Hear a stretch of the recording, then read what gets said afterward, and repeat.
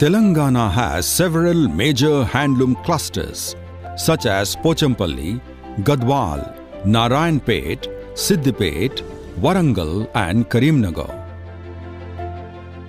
A journey to each of these clusters will unfold fascinating tales of craftsmanship, passionately practiced by the master weavers and religiously passed on from generation to generation for ages.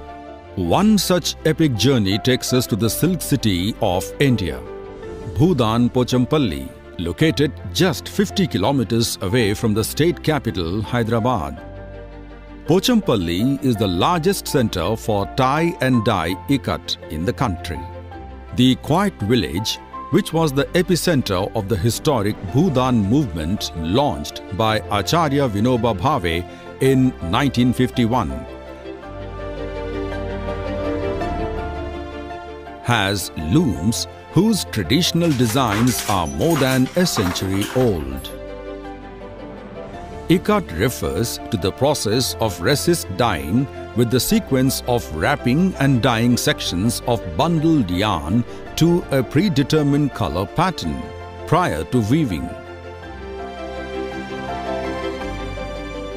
The exclusivity of Pochampalli sari comes from its geometric pattern that spreads all over the garment. The color of the fabric is obtained from natural sources.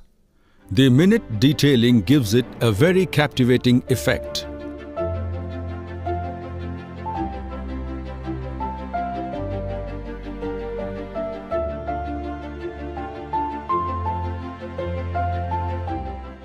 Look at the design for a few seconds and it can actually have a hypnotizing effect on you. The cotton ikat sari is lightweight, comfortable and makes for a perfect summer wear option, especially in Indian weather. The rich luster of silk also makes it a great choice for the festive season. Bhudan Pochampalli emerged as a major hub of ikat during the 18th century. Starting with a small pool of weavers, the place soon became to be known for the trademark design. At the turn of the millennium, the handloom units had grown to over 10,000 families, and the process was more weaver-friendly, cost-effective and time-saving. With the recent modernization of machines, Pochampalli ikat is now produced faster with more precision.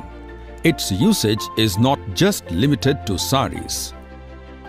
Pochampalli ikat finds its way onto yardage, dress pieces, bed sheets, bed covers and other home decor items also.